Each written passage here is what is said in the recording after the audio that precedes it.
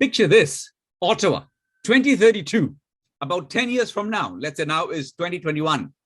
Have property prices gone down? Have they stabilized? Or are they still going up?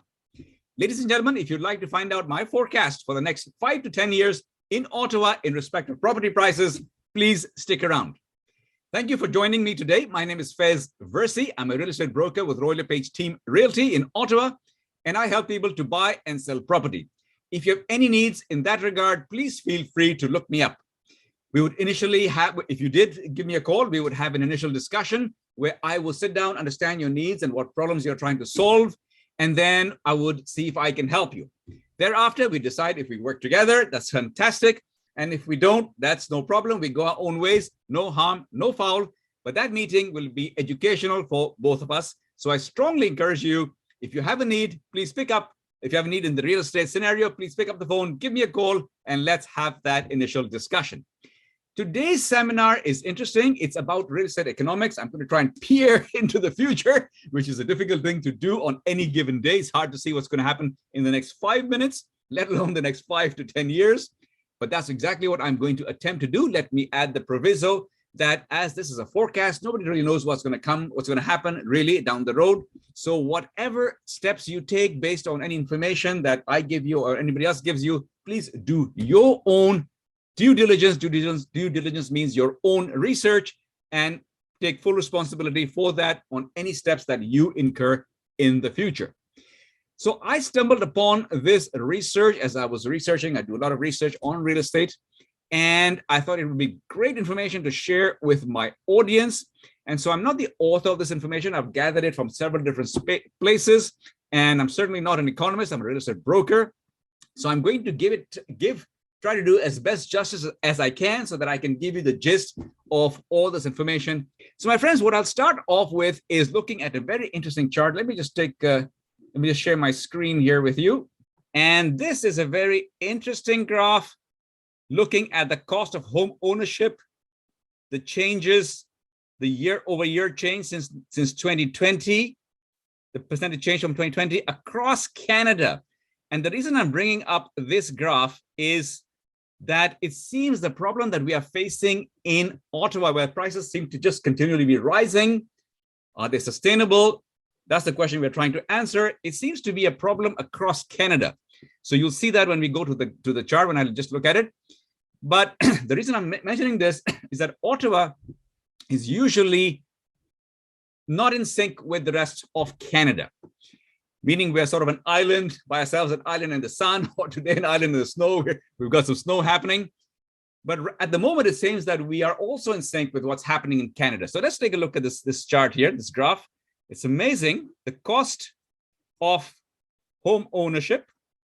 The national average home price is $716,000. The year-on-year change is 18%, 18.2%. And this chart is as of October 2021, so very recent information. And let's look at some of the provinces here and the numbers. Yukon, plus 18.8%. Northwest Territories, probably the only outlier at minus 2.3%. British Columbia, plus 18.7%. Alberta, plus 3.9%. I feel like I'm at the Olympics. I'm announcing all the winners in a certain group. Saskatchewan, 4.6%. Please, let's have some clapping there, some applause. Manitoba, 9.4%. Ontario, 22.9%. Almost in the lead for now. Quebec, 16.5%. Newfoundland and Labrador, 10.1%. New Brunswick, 32%. Please, applause everybody. Put your hands together for New Brunswick. Prince Edward Island, 22.7%. Nova Scotia, 20.5%. Nunavut, no data available. Where is Nunavut? Okay, Nunavut is up here. Beautiful. What a beautiful place. I must find a time in my life to go and visit Nunavut. It looks amazing. So this information is put together by the Brian Buffini Real Estate Report, and the source is CREA. We're going to talk more about CREA as we go forward. In fact, we're going to talk about CREA right now. So CREA is the Canadian Real Estate Association, and I've managed to procure their slide presentation, and I'll be taking you through it. What is CREA? Let me just draw a simple graph for you here, and that will give you an idea what is CREA and how is the real estate sales industry set up in Ontario. I hope you'll find it useful. So if I were to draw this, it's somewhat like a pyramid, the structure. And at the top of this pyramid structure, we have the Canadian Real Estate Association, or CREA for short, and they operate at the federal level. So below them, we have the provincial associations, the provinces that you saw in the chart that we just looked at. And so, for example, the Ontario Real Estate Association, or OREA. Below that, we have the various real estate boards. For example, I live in Ottawa, so I'm a member of the Ottawa Real Estate Board, or OREB for short. And then there are various salespersons and brokers who are members of the boards. So let me just describe this terminology because you probably come across it in the marketplace. So salesperson is somebody when they initially join the real estate sales field, they get that designation. It's an entry-level designation. And then later on, once they get more experience and then they can take more courses, it's entirely optional, then they can apply for the broker registration. So the broker registration comes later, and it's the highest designation in real estate sales in Ontario. The reason I drew this for you is to show you how extensive is organized real estate. There's probably going too much into depth on this. There's something called, I think it's called non-organized real estate, which are people who are not members of these associations, but they're still governed by the rules and regulations in Ontario. That's a separate issue. But for most of us who are helping you, many of us, we are part of this setup. So what I described to you there is a wonderful setup, and I hope you found it interesting. And the reason I say that it's a wonderful setup is that the whole idea behind this whole industry is to promote and protect the best interests of our clients. So all of that is built into the system, right from the government level all the way down through the associations and through to our brokerages. I hope you found that interesting, and let's carry on. When it comes to, so who is this? The Canadian Real Estate Association. Let me just take another gander here. We're going to be looking at a presentation that is put together by the Canadian Real Estate Association. They operate at the Fed level. So I've managed to procure their presentation, and let's go and take a look at it now. It's a fantastic presentation. It talks about a lot of things. So what I'm going to do is simply go through the slides one by one and give you my explanation of what the slide is talking about. So let's look at this first slide over here. The Canada population, July 1, year-over-year change. And it's quite an extensive graph going back to 1972. And let me just overlay this line on top of this. As far as I know, that the Canadian population has been growing over the years. So many years ago, for example, 1960, it may have been 25 million. And then it became 30 million, and now it's approaching 40 million. So that's the smooth effect over the years. This over here is looking at it on an annual basis. How does the population change annually? So the population doesn't change annually on a smooth level like on the line that I've drawn there. It changes annually based on whatever is the policies that are in place at that time. So for example, the last few years, 2015, 16, 17, 18, we've had this very strong growth because of immigration. It dipped last year because of the COVID problem, less immigration. When COVID goes away, which hopefully we're hoping for that to happen in 2022, this will resume, and this population growth will continue and likely go off the charts very soon. My friends, this is a very important part of this discussion. So look carefully at this graph and look carefully at all the graphs that are coming. So that's what this graph has to say. Let's look at the next graph. Very interesting graph again. This one is talking about our indigenous population, or our local population in Canada. For example, the millennials aged 30 to 39. This cohort, as they are now going through the economy, they're coming into their home buying spree, into the years when they want to buy homes. So they've started their families, they want homes, the first homes, the second homes, and so on. And so this cohort is also pushing up the demand for housing. So the previous one, the point I should have made is that this population growth is increasing the demand for housing. Okay, that's the whole purpose of that chart. This one again is showing we are going to see an increase we are seeing an increase in demand for housing, and we are going to see an increase in demand for housing. And this is going to continue for a while. Again, these numbers are going to progress and go off the chart that you're seeing. Okay. Now, this is an interesting one. What can I say about this one? Okay, let's talk about it. So this is talking about housing unit completions or construction.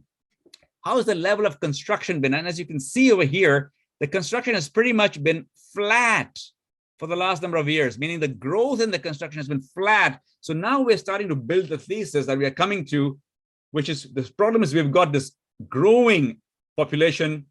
Construction, though, is flat. So where is the housing going to come from to provide for the demand of that's coming from the population growth? Okay, let's go to the next graph. Amazing graph. This is going to blow your mind as it did mine when I saw it. And this is talking about Canadian active residential listings. So this is talking about seasonally adjusted. I'm not sure what the seasonally adjusted part means, but let's just take a look at the big lesson over here.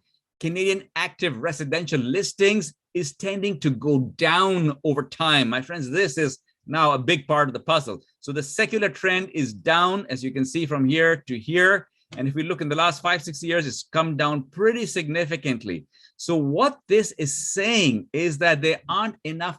So we've got new construction, which can provide new housing. We've also got sales of existing homes, resales. We call them listings. And that has been going down. So the availability of resale homes is also going down. So my friends, this is what is building pressure in the system. So if you can understand this, we have a huge pressure in the system. Let's say we're looking at kind of a bladder with one end here and one end over here. And it was expected in the, so the millennials, no, sorry, the group way back when the baby boomers were born in the 40s and the 60s. And as they grew up, they started buying houses in the 80s and 90s, in the 80s and 90s. It was expected as these people now come into their retirement age, they're going to give up those homes. And there'll be more than enough homes now for the new people who want them, the millennials and the people coming in via immigration. But that's not happening. The baby boomers are not giving up their homes, as we just saw from that chart.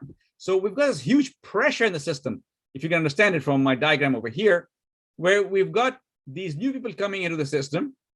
So that's the new demand coming into the system. But there's no pressure release. There's no homes being sold.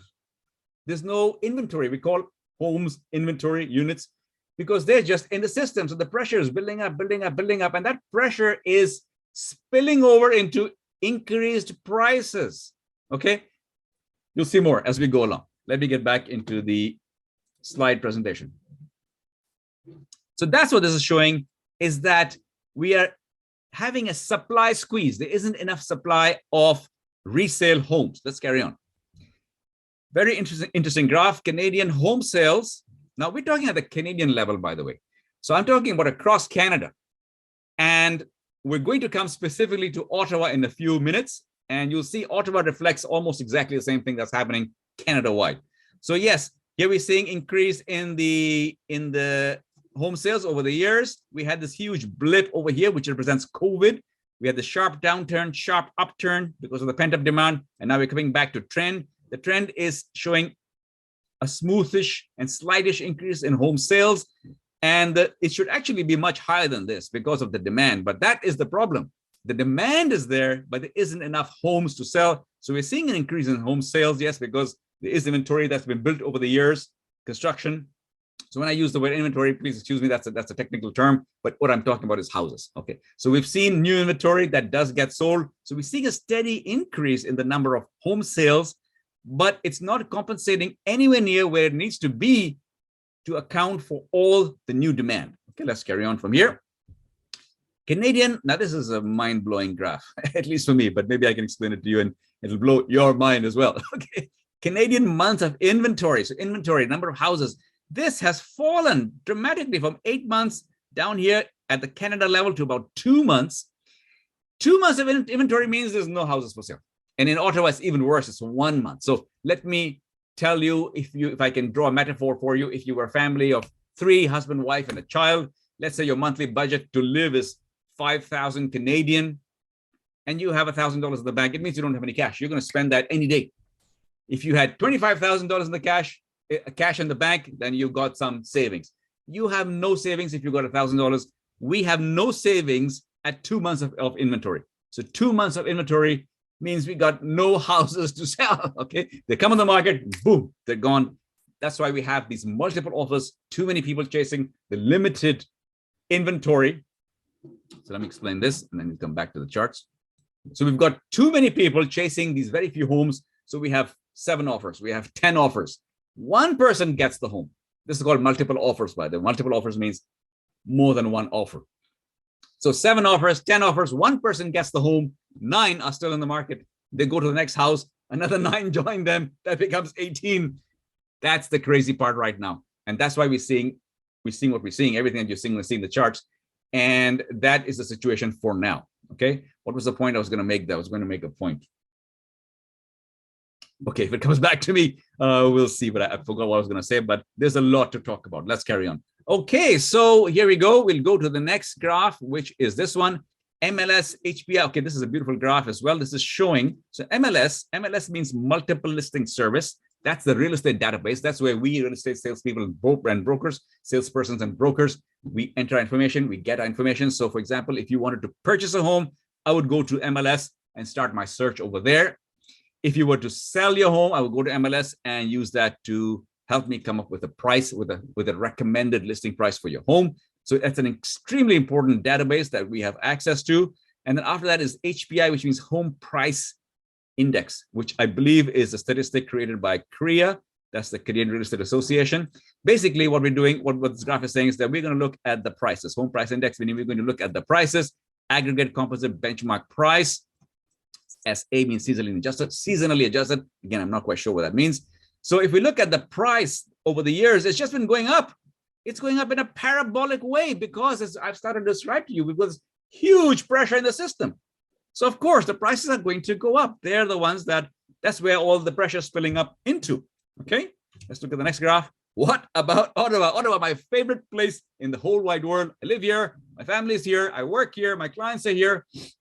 My colleagues are here. Beautiful place, by the way.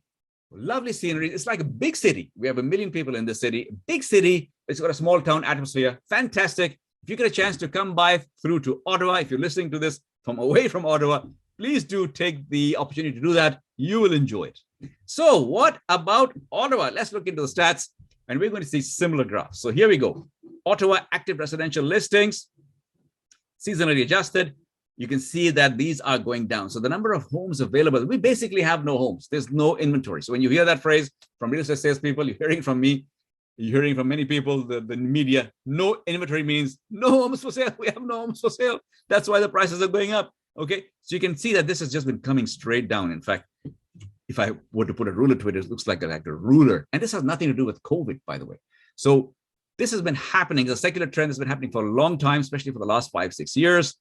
And that's when COVID hit, way down here. So initially, when I saw the price movements, I too was taken in by the thought that, hey, is COVID affecting the supply squeeze? But at the back of my mind, I knew that we were having this problem from a few years ago.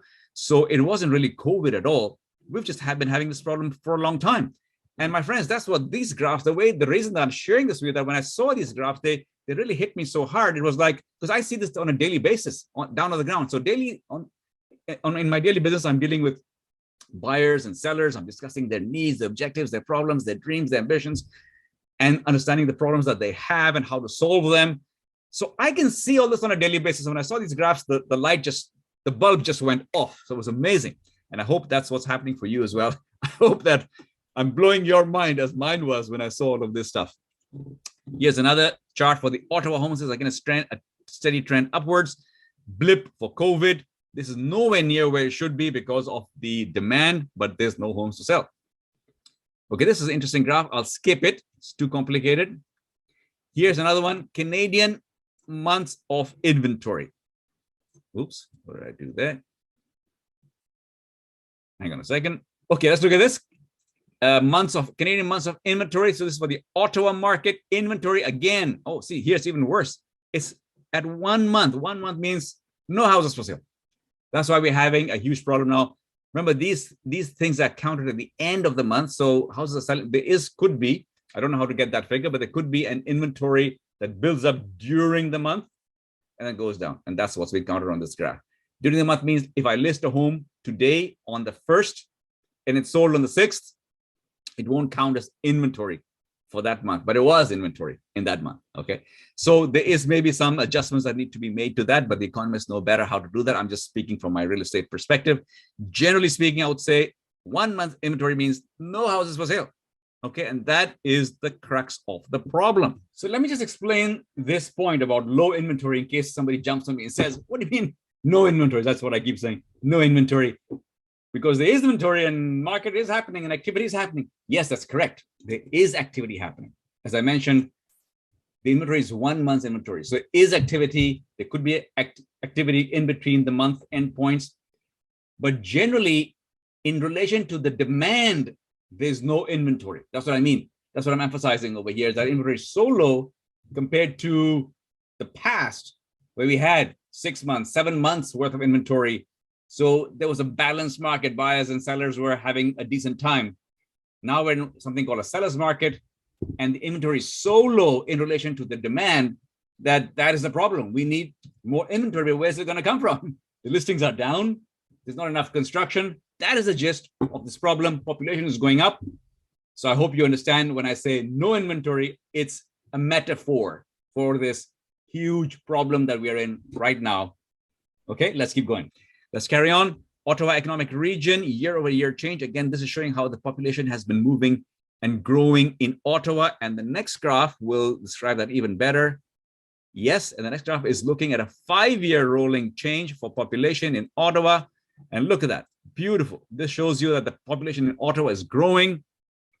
And the next graph, this one is, again, should blow your mind. It certainly didn't mind when I saw it, because it's just amazing. Here is where the economists at CREA, they took the price graph that we saw earlier, overlaid it onto the population, and it's an almost exact match. It's like two brothers. It's amazing. So this shows you that as the population has been growing, the price has been growing, and this is going off the charts. This population growth is not stopping anytime soon. Remember, we've got COVID, immigration is just stalled for a little bit. It's coming. This immigration, this indigenous and organic growth happening in Canada, our population, this will be off the charts. These prices will be off the charts. My friend, this is the type of conclusions that we are going to come to.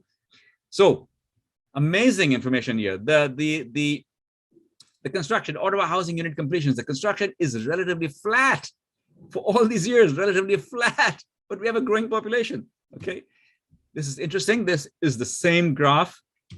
I'll just discuss this. It's the same graph, but it's got some interesting information. It's been categorized into the types of construction. So for example, blue is single family homes. The orange is semi-detached homes. The gray is row homes, and the yellow is apartments. So these are the various different types of homes that are being built in Ottawa. But overall, the level of construction is flat. That's the story. Okay. Wow, amazing. Look at this. So this talks about Ottawa housing completions, actual and adjusted for population growth. So here you can clearly see the shortfall in the number of homes that we need. So the blue line is the actual. The orange line here is what we currently have based on adjusted for population growth. So we are down here. We need this orange line to be up here. In fact, I would say even further than that. Well, okay, I can't say that, but the concept here is that we have a cumulative problem. So for example, in 2016, let's say we had 10,000 units shortfall.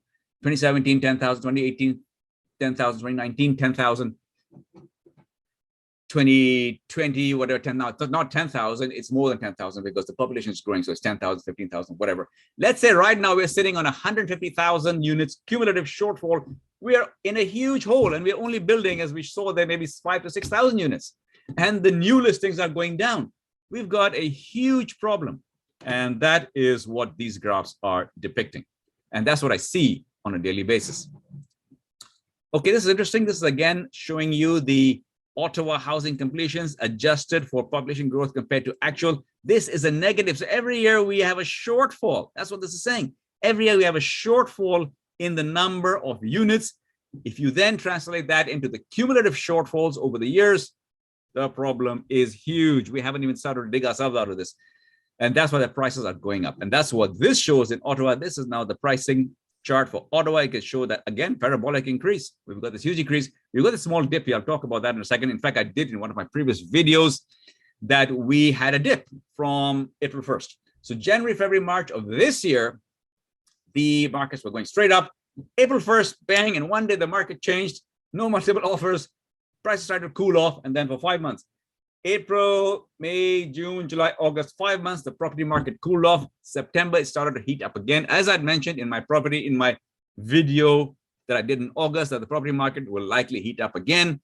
So my friends, I do have some understanding around this projections. I mean, do your own due diligence, but I've had a pretty good track record with my projections for as many years as I've been doing these videos. You can check my 2022 daring predictions video as well. Some predictions for the short term, which are kind of a game, because property is really a long-term thing. That's why I'm doing this very long-term analysis, because this is really what you need to be focusing on. What's going to happen in the next 12 months?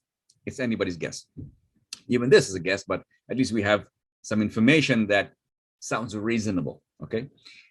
So what happened was September, the prices started to come back. And that's exactly what you'll see in the next graph right there. The prices have started to come back. The pressure is coming back. Now, why did this dip happen? My guess is simply that things went out of control. People just took a step back. They said, let's go get our vaccinations. Let's think about this. So the market cooled down a little bit. But the underlying fundamentals have not changed. As you can see, as you've seen, the demand is huge. The pressure in the system is simply growing. Okay, I think we'll stop this presentation at this point, and I'm going to go on and do something else for you. So friends, fellow Canadians, and everybody else who's watching this, I'm going to do something very interesting for you. I'm going to take all of these charts and combine them into one chart. I don't think it'll pass any economics exams, but it's probably a nice way to explain everything and see what conclusions we can draw. Although I'm sure by now you understand what's going on, what's the big picture. But let me just do that. And here we go. Let me take this, draw an axis here, x-axis, is that what it's called? X-axis, draw a y-axis. I'm not going to put any numbers on them because I don't know what numbers to put. I'm going to use this line over here, create a line here, and we're going to call this line, let's call it population growth. Okay, so that's population growth. And so this is, let's say, over the last number of years. Let's say this is over the last number of years. Let's just put a number here, 1997, just arbitrarily, but we know this has been going on for a long time. And let's do this over here. This is 2021. Oops. Okay. And so we see the population growth. We're going to pick another line and let's call it that line, what we're going to call it. That is the movement in prices. So prices have been moving up, as we've seen through my entire presentation. And what else can I put on this? Okay, let's see. Let's draw another line. As we've mentioned, that the listings, change the color. So as we've been discussing, is that the listings have been coming way down. Okay, so this is listings, meaning the homes, resale homes available for sale is listings. And there's one more line I would like to put, which is, yeah, I'm drawing, which is the level of construction, which we've seen is pretty much flat in terms of the number of units. So we'll call this construction. Great. That's great. I think that's an amazing graph. It talks about a lot of things. So you can see from here, we've got population growth, construction is flat, listings are down. So this is all the supply stuff. Population is growing, and therefore the prices are growing. All of this excess demand between supply is going through here. So how else can I, okay, let me just take, let me get into this, because why not? We're into this huge discussion, might as well go all the way. So let me just describe to you how this works in terms of the supply and demand graph, okay? Okay, so here we've got this axis, and here we've got another axis, x-axis, y-axis. What do I put on these? I think this one is price. I think this one is price. No, this one is You know what? I'll put this later. I think this is units. No, this is price. This one is price. And this one is units. Units. Houses. Houses. Let's call it houses. Okay, so let's draw. Now, you have to be a real economics nerd to stay with me for the next 3 or 4 minutes. Otherwise, skip ahead. Okay, so let's draw. Oops, that didn't work too good. Let's try this again. So we're going to draw. This is the demand line. Okay, and then this is the initial supply line. Okay, now we're saying demand, as we've seen, demand has gone up. So in terms of this graph, demand gone up means that this line has moved to the right. So this is now the new demand line. Okay, this is now the new demand line. And at the same time, let's use a different color for this. At the same time, we said supply has generally gone down. Is that right? Yes, because the new listings have gone down. That's what's building up the pressure. So if the supply has gone down, it means that this has shifted to that way. So my friends, everything is very clear now, as you can see from this information. So as you can see from this information, the original price was here. Let's work. Here we go. This was the original price of homes 10 years ago. Let's say in Ottawa, the average price must have been, let's just make this up, although I can check it now, but let's just make it up. Let's say it was 400,000. You know, let's go check it out. Let's make this as nerdy as we can. Okay. So 10 years ago means 2011. So let's just say 2011. Oops. The average price was 344,000. Okay, let's go back to the chart we're drawing. So what that means is that the average price was 344,000 at that point in time. What's happened now is that because of all these changes, the prices have gone up. So what are the changes? The changes are that the demand curve has moved that way and the supply curve has moved that way because of all these changes. So the prices have moved up. So in other words, 10 years ago, if the price was 344, then today the price is on average, as we saw on another chart. Let me go and find it. So as you can see on this chart, average sales price produced by, this chart is produced by LePage. The source is Ottawa Real Estate Board. This is as of November 2021. So we'll say today's price is this way. Can you see it? Let me just increase the size of this. Is 644,000. Okay, let's go back to our chart. So what we're saying now is that the new price, looks like it's here. So let's draw it from here. So the new price is 644,000. Voila, there you go. So all the stuff that we've been discussing now in a diagram, you can see right here how the prices have gone up over time. There you go. There you go. That's prices. Prices have gone from 344 to 644 over time because of this huge shift in the demand and supply situation in Ottawa. Let's go back to our other chart and continue talking about that one. Okay, so let's take a look at this chart and let me now make some projections. Okay, this is where it gets very interesting. Let's use a different number. And let's say I'm going to extend this line out. And I'm talking about way down the road. Let's say 2032.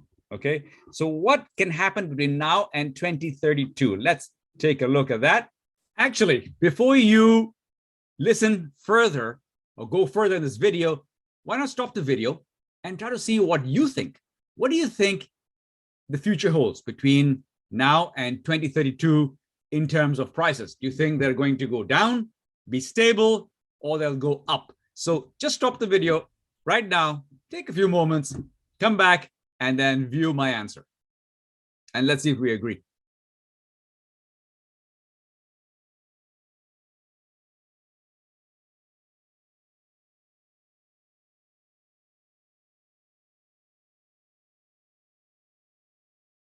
Okay, drum roll, please. Da, da, da, da.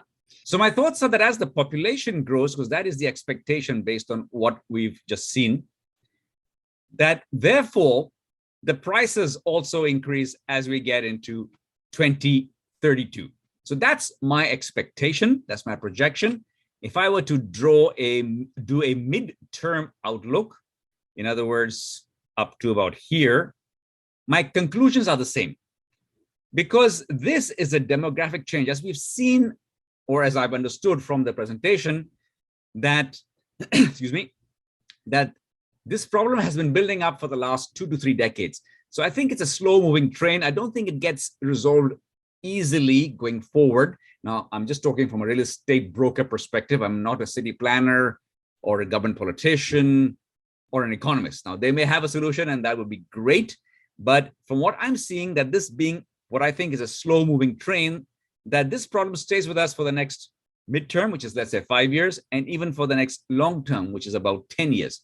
So next 5 to 10 years out, let's say up to 2032, I think we see rising prices. Now, this is just a projection, folks. Please take this with a grain of salt and do your own due diligence. And what I'd like to say also is that this actually represents the housing affordability problem, what you're seeing here. Because as the prices keep going up, so housing becomes less affordable. So it's a big problem.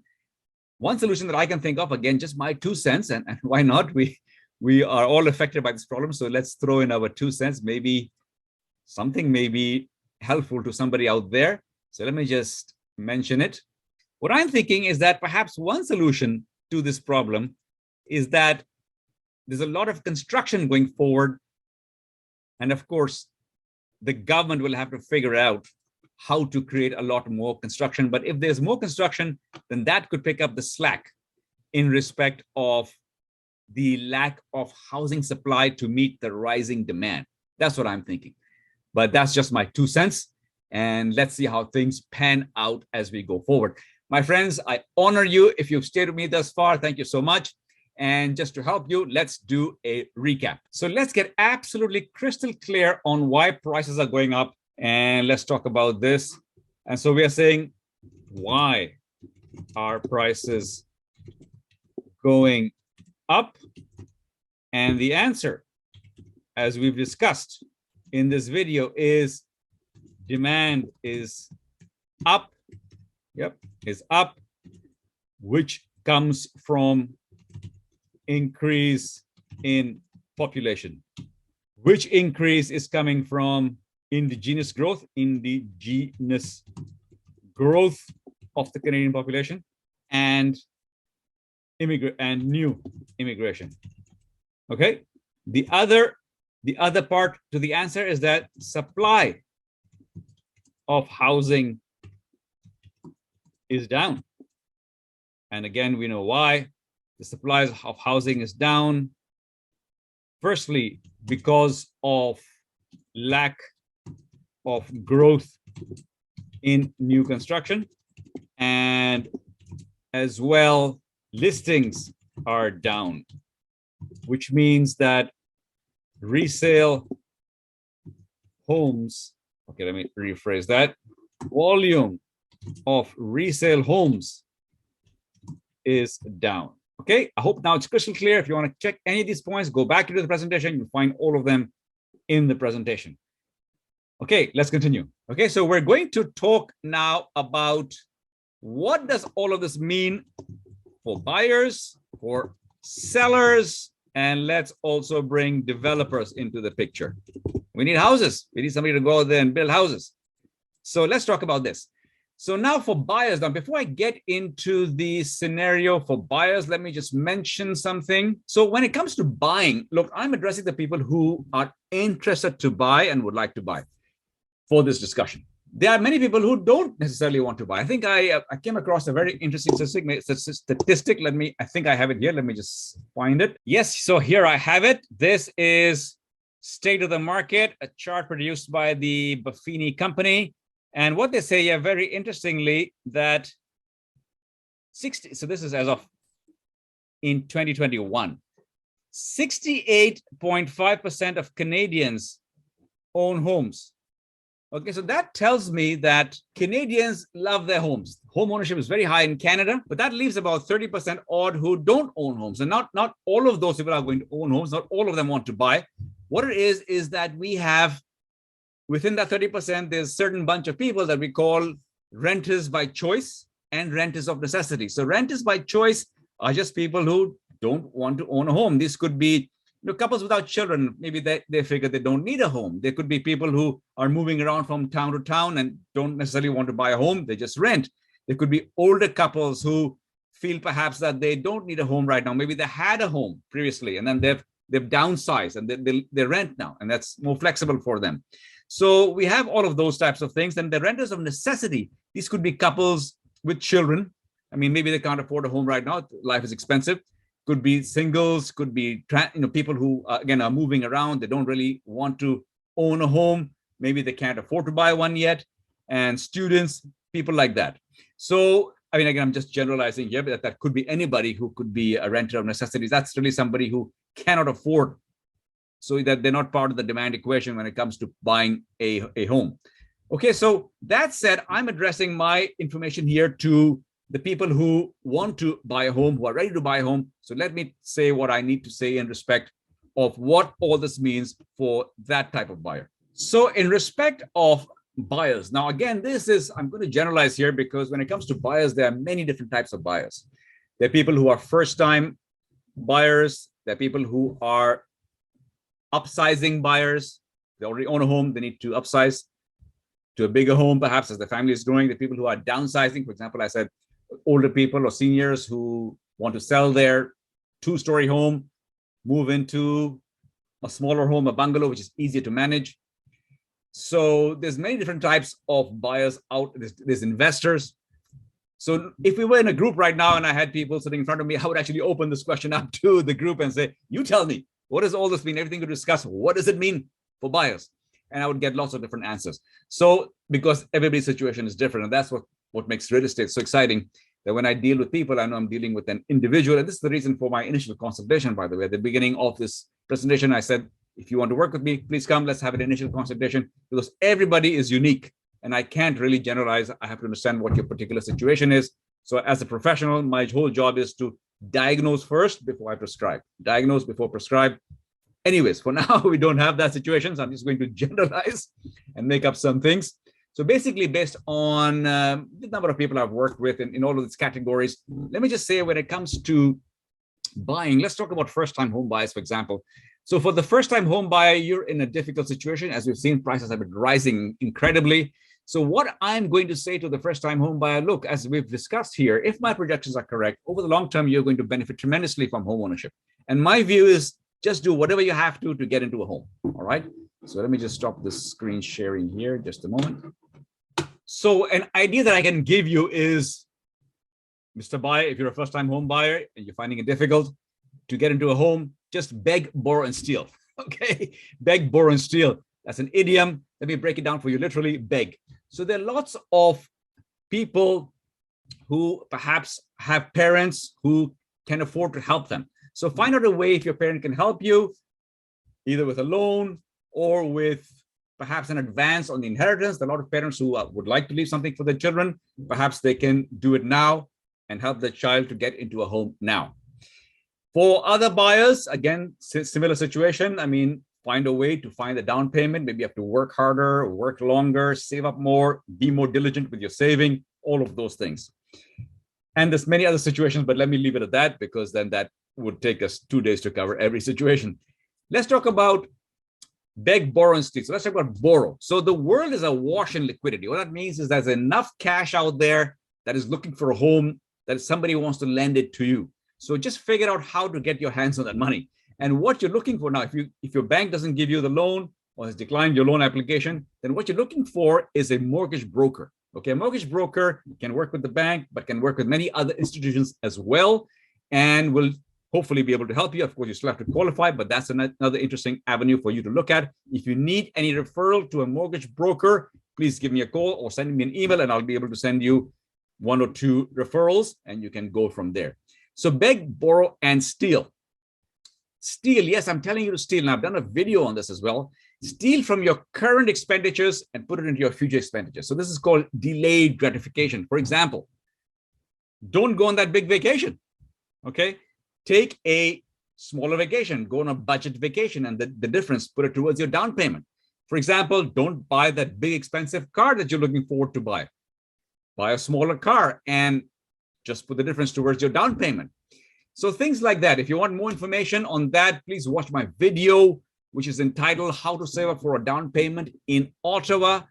And wherever you're watching my videos, it should be there, or on YouTube. Please take a look at that. Let's now talk about sellers. So sellers will sell because they have a reason, and the reasons could be, so for example, you're moving because your job changed from Ottawa, you have to go to Toronto. So you may want to sell your home in Ottawa, buy again in Toronto. By the way, I can help you with that transaction, both selling in Ottawa and buying in Toronto, because I'm registered to work throughout Ontario. And actually, I can help you anywhere in Canada. So if you're moving from British Columbia, Alberta to Ontario, or vice versa, let me know, because I have a vast referral network, and we work together. Lots of real estate salespeople and brokers, salespersons and brokers. We refer business to each other across Canada. In fact, I should just mention Gatineau as well. A lot of my people that I know are interested in Gatineau because things are a little bit cheaper. By all means, go through me. I've got my contacts there. And by go through me, I mean that if there's a transaction, I will also benefit from that. So just thought I'd pass that on to you. Then what else for sellers? So for example, there could be people who are downsizing. So people who, they're certain age in their life. It's going to happen to all of us, where maintaining a house is a hassle. So maybe they want to downsize, sell the house, buy a condominium, okay? Or buy a bungalow, buy a smaller house, although the price may not be that much different in that case. Another situation that I'm seeing, and this is kind of hidden information, you may not know about this, but a lot of people have realized now that they don't have to go to work every day because of the COVID situation. So being allowed to work out of home, and maybe just having to commute into the office maybe twice a week, they no longer need to be living right next to the office. So then in the downtown core of the city, so they can now move into a suburb where the prices may not be that much different, but at least they might get more space, and they only have to come into the city twice a week. So that works with their lifestyle. So again, people sell in the city and they're buying in the suburbs. What else? People may want to upsize. So the people start out their life in a condominium, but the family is growing, and now they want to sell that and buy up a bigger place. So there's a lot of reasons for sellers to sell. And then when the time comes, please consider hiring a real estate salesperson or broker to help you with the process. I would love to apply for the job. So please feel free to give me a call, and I'd be delighted to sit with you and have our initial discussion and to see where we go from there. Let's also consider developers now. As far as I can see from our previous discussions, there is an opportunity here for developers to create new housing. Of course, developers will know more about that. But if you're a developer and you're looking for land, how to take an existing piece of land, take the existing zoning and work with that, or find new land and create the zoning that you need for your development purposes to create new houses, and you would like to look at purchasing such types of properties, please feel free to give me a call, and I'll be delighted to look into it for you. So my friends, that brings me to the end of my presentation. I hope you found it useful. I really enjoyed making this presentation. And if you did like this presentation, please do click the like button. If you do that, it helps this video to get out into the world a bit more. I hope so there'll be some more people who are interested in this topic of what is the mid to long-term outlook of property prices in Ottawa. So that would aid in that. Please do subscribe. That would be fantastic. Please do share with your friends this video. And as well, if you have any questions, please put them in the question area below this video, wherever you're watching this video, or send me an email or give me a call. And my friends, with that said, have a great day. And until I speak with you again, take care. Bye-bye.